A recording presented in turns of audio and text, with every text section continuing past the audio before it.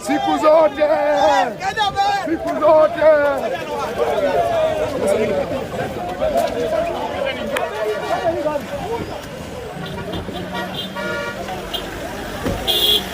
Mtazamaji, stori kubwa katika mitandao ya kijamii tunapoendelea kuzungumza sasa hivi, mtazamaji wangu, ni